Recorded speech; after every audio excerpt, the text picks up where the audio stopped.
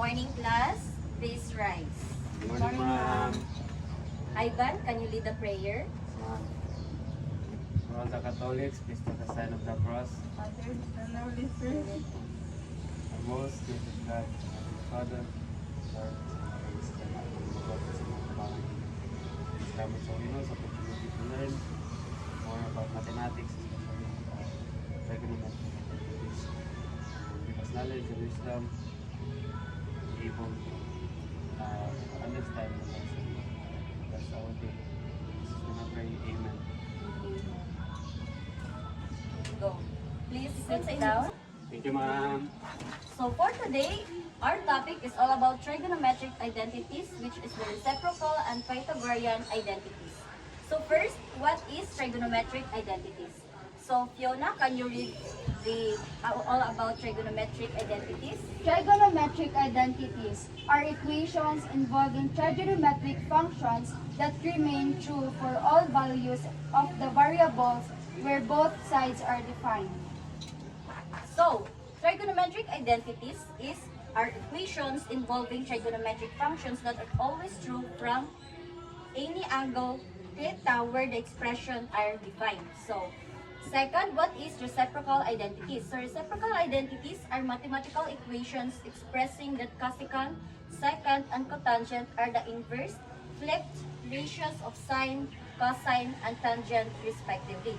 So, what is Pythagorean identities? So, please read, Mr. Ivan.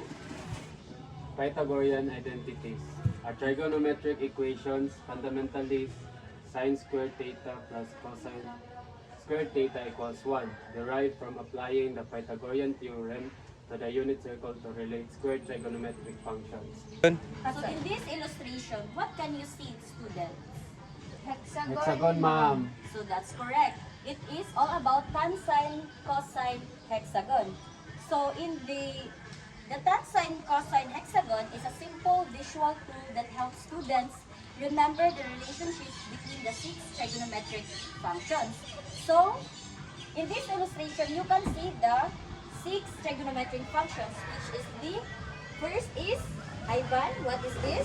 Sine, ma'am. Sine, Theta. Tan theta ma'am. and secant theta, cosecant theta, cotangent theta, and cosine theta. So that is the 6 trigonometric functions. Next is the reciprocal identities. So in reciprocal identities, it shows the inverse relationship between pairs of trigonometric functions. So the word reciprocal means the fraction is flipped.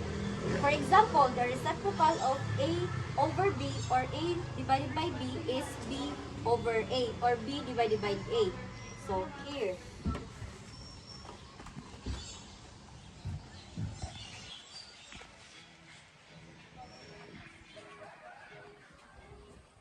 So reciprocal is A over B or B over A.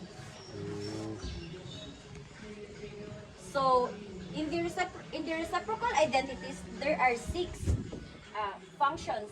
First is, so in this illustration, we see the sine theta and connected into cosecant theta. So always remember that 1 is always in numerator. So we can see this in sine theta is equal to 1 over cosecant theta. So next secant is the cos theta is equal to 1 over secant theta. So in the illustration, we can see the cos theta and connected into secant theta. So always remember, in number 1 is always the numerator. So third is the tangent theta is equal to 1 over cotangent theta. So here, which is the center part or the half of the hexagon, so tangent theta connected into cotangent theta. So fourth is the cosecant theta is equal to 1 over sine theta. So the fifth function, you can see the secant theta is equal to 1 over cosecant theta. So here, which is always the ratios are flipped or it was in inverse. So second illustration, secant theta is connected to cosine theta. So always remember, the 1 is always the numerator. So lastly, the last function is the cotangent theta is equal to 1 over tangent theta. So here in the illustration, which is the cotangent theta connected to tangent theta. So always remember that 1 is always numerator. So in trigonometry, some functions are reciprocals of each other. So this means one function equals 1 divided by the other function. So for example,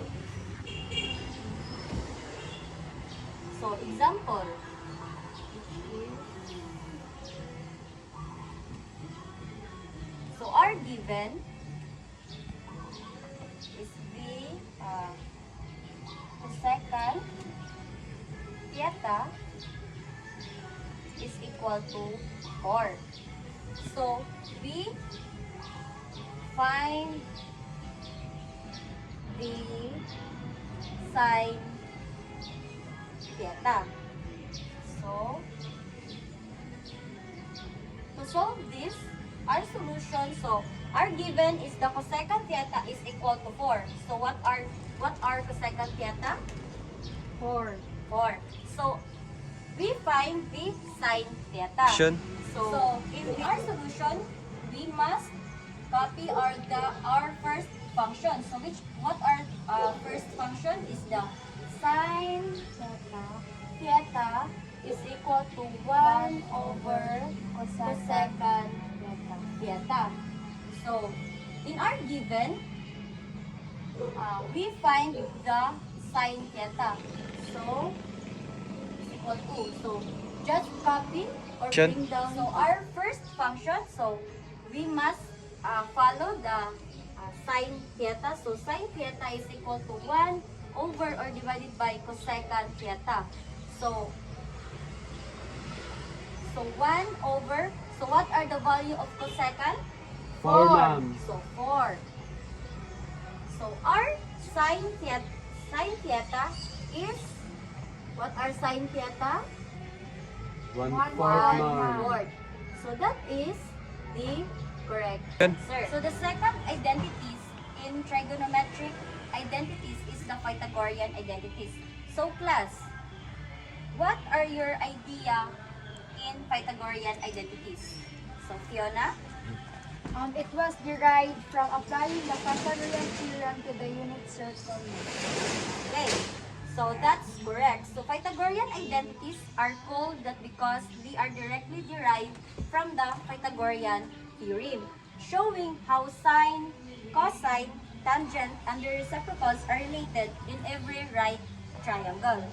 So Pythagorean identities come directly from the Pythagorean theorem, which relates the sides of a right triangle.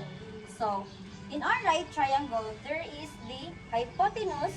Remember that? Hypotenuse. So, if we apply the Pythagorean theorem to these ratios and divide through by hypotenuse squared, we get the first Pythagorean identity, which is the sine squared theta plus cosine squared theta is equal to 1. So, our first identity is the sine squared theta plus cosine squared theta is equal to 1. So, here, so for example, our given is the sine theta is equal to 3 over 5. So, we must find the cos theta.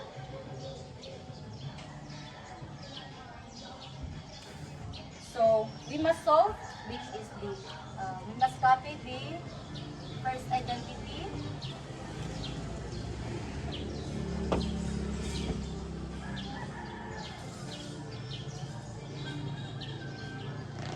Sorry, so here, the given sine theta is equal to 3 over 5. So here, the sine theta is 3 over 5. But in the first identity, the sine squared theta is So 3 over 5. So the here. So 3 sine theta is equal to 3/5. So we must square it. So 3 times 3 is equal to 9.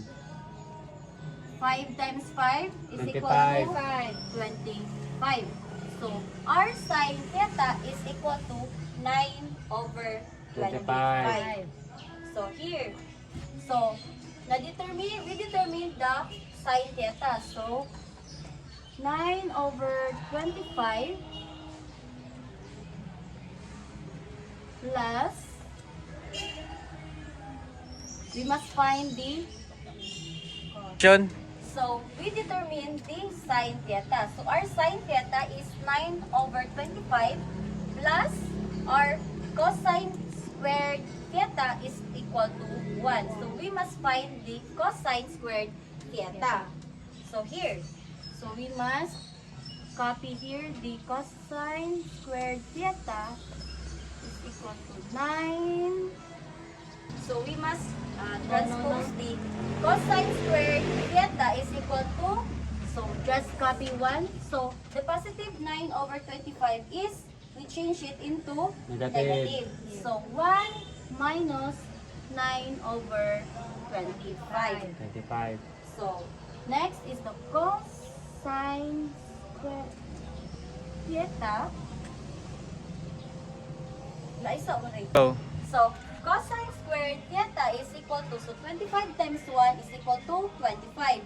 So minus 9 is equal to 16. 16. So 16 over 25. So our denominator is always copy the 25. So our numerator is 16. So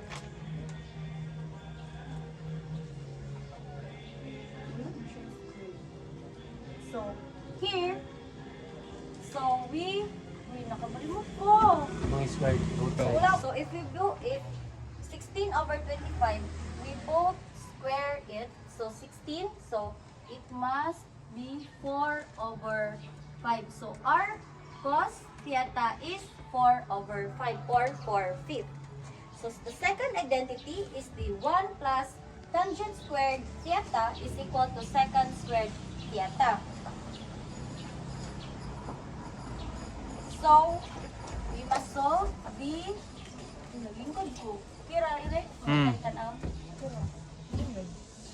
So our second identity is 1 plus tangent squared theta is equal to secant theta squared theta. So our given is tangent theta is equal to 2. So we must find the secant theta. So we must solve. So just copy the 1 plus. So what are tangent squared theta? So what is our given, which is the tangent theta is 2. So we must square it based on the second identity. So it's equal to, we must find the secant squared theta. So 1, bring down. So 2 times 2 is equal to 4. 4. So 1 plus 4 is equal to 5. 5. So 5. So our secant squared theta is equal to 5. So we must transpose it into secant theta is square root of 5. 5. So our secant theta is Square root of square 5. root of 5. Sorry. So our last identity in Pythagorean identities is the 1 plus cotangent squared theta is equal to cosecant squared theta. So here, so you must answer our guide practice. So there is given, which is the first identity is the reciprocal and the second identity is Pythagorean identities. So we must answer it.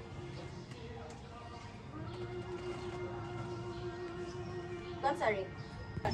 So first, our guide practice is we must solve the reciprocal. So if given is the sign Very easy lang. theta is equal to 2/3, so we must find the second theta. So who would like to answer this? Yun na daw, ma'am. Ma'am, Sige, Miss Fiona Lynn, please answer it and explain it further. speak up.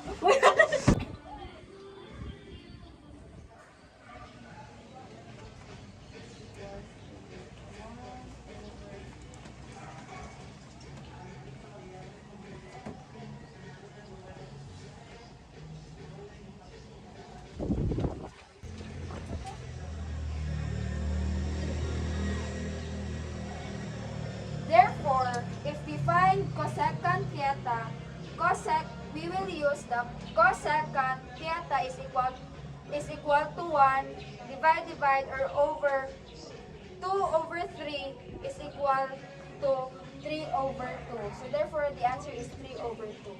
Thank you, Miss Fiona Lynn. So that's correct. Our cosecant theta is 3/2. So next, we must apply the Pythagorean identities. So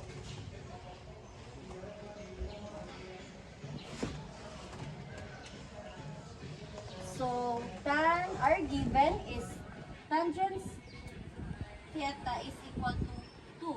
So we must find the second theta. So here we can apply the Pythagorean theorem using Magagasin mo. Wala man. Our given is the tangent theta is equal to 2, so we must find the second theta. So who would like to answer? Ako, ma'am. So please, Mr. Ivan.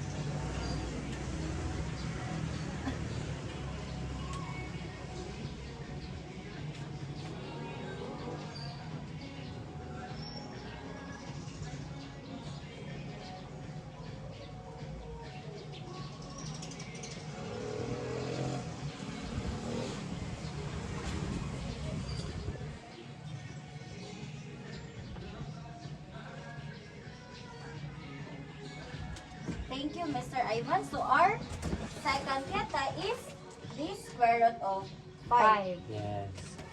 Continuing. So, sa lugar na yun. So, that is all about trigonometric identities, reciprocal, and Pythagorean identities. So, always remember that trigonometric identities are important because they allow us to simplify expressions and solve trigonometric problems easily. So, that's all for today. So, please rise.